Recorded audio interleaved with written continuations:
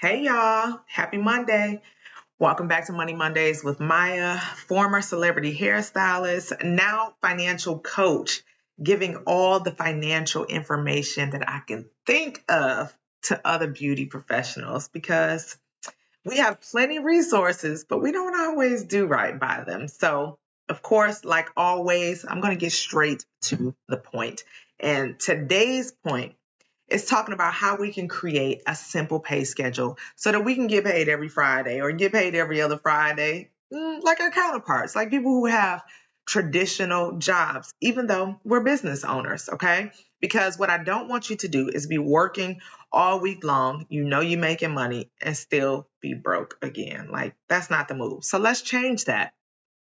And we're going to do it with a simple system and a real payday. You feel like you're broke even though you're booked and busy. And that's just a lot of times because you're commingling. If you've never heard the term of commingling simply means that the business or businesses, because sometimes you can be like myself and own more than one business and still have your personal money and have everything coming in and out of one place, which again creates chaos. And also because we have money coming in on a very regular basis, typically every day or every couple days or whenever you go do a gig, if you will. So a lot of times we're also spending daily as well. We're spending in our personal lives. We may be spending on the things for our business. But when we have not created consistency and kind of given ourselves an allowance, if you will, we just swiping, swiper, no swipey, money coming in, money going out. It's just like this never ending mill of money that's just laundering in and out. And we got to take the reins on that. Give us some consistency. So let me tell you, what a pay schedule does is it can reduce your anxiety about money, about how you're going to do this, how you're going to do that. Really, honestly, if you create a schedule, you really don't have to think about it. Like, you create it and then you leave it alone until you see a reason to go back and change it again. It's like running a real company, not hustling a lot of times, because so many of us were really young when we first started. Like, I first started making money doing hair when I was 14 years old, right? And at 40 now, if I were still doing things the same way that I did when I first started making money all those years ago, and I never advanced my education when it came to money, that means that I'm still handling it the same way that a child does. Now, this ain't necessarily to call nobody out, but it is, if that resonates with you, then that realization of, you know what, I never made any changes. It might be happening right now. And I'm the person that you need to follow so that I can grow you up a little bit when it comes to how you're dealing with your money. Because a lot of us beauty professionals, whether you're a hairstylist, a barber, a makeup artist, whether you started making clothes, I don't care what it is. Most of us, it's in us, and it started off very young. Some of us picked it up later, but if we never grew up with our money and how we treated it, and now we getting cash on a regular, we getting those daily drops in our account from Square and, all that cash being handed to us, we still treating it like a hustle. And that's not what we want to do. You want your business to pay you as the employee or pay you as the talent. Because if you are the company owner, which you are, and you have people come in and do tasks for you, work for you, they expect to get paid for their services. They expect to get a check. They expect to get some cash. They expect to be paid. You should put yourself in the position as an employee of your business. Now, this can be an emotional detachment that some of us have to do because, in our eyes, as the boss or the business owner, we just want to take money when we want to take it. You can do that, but that's not the proper way to do such a thing. So pay yourself like you're going to pay anybody else. But the good thing is you're going to pay yourself first.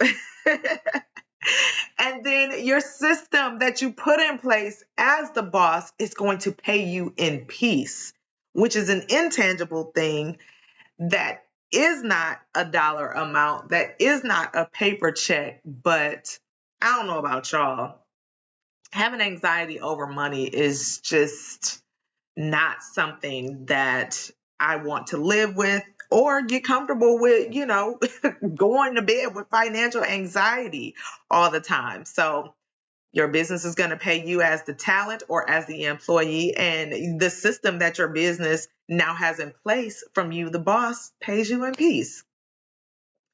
One of the ways that you must do this, I won't say one of the ways, the key way that you must do this is by having separate accounts. You must have separate accounts to make this happen. It's impossible to have everything, jumbled together and then you still want to take an owner's draw or have money taken out of it. Like you haven't even created a baseline as to what it's being calculated off of or how much you should have. And it's just, you have to separate the funds.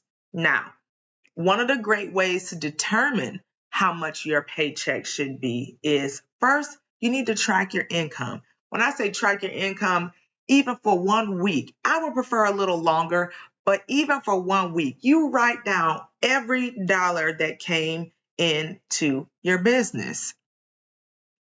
And then you should be, now in the beginning, when you first do this may not be what you're able to do because you may have some exorbitant expenses. Subconsciously, you didn't really realize that you were overpaying for some things or that you were frivolously spending on some things. But between 35 and 50% is how much you should be able to take out of your business as an owner's draw or a paycheck. Now, those numbers will fluctuate based on your responsibility. Okay. So I don't want you to pigeonhole yourself to that, but roughly 35 to 50% is where a beauty professional should be able to comfortably pay themselves out of the revenue that their business is creating. Next, you need to set up auto pay. Auto pay will simplify a lot of that needing to be making all of these different transactions happen and all the rest of that stuff. That itself can be extremely daunting. So if you do auto pay, whatever you deposit in there, tell it to, disperse 35 to 50% here. Don't leave out them taxes. Disperse the 20% for taxes. Make sure that you set up the auto pay if you're not going to be the person to make sure that you do it on a weekly basis. That can just simplify some things. But the key to everything is always consistency. You can try something for a little bit and then throw your hands up, and you're not going to see the long-term gain when you haven't been consistent with something such as managing your money.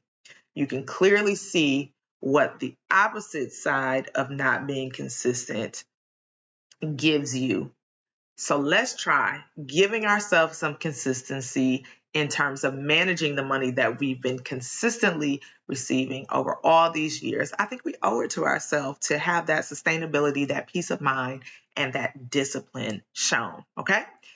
If I have helped you at all, I just believe that I have. I want you guys to like, share, and most importantly, subscribe to get the videos of information that I am giving to you all every Monday. I'll be back next week with another episode of Money Mondays with Maya, where I focus on helping my seasoned beauty professionals get their money right and keep it right. All right. I'll see y'all next week.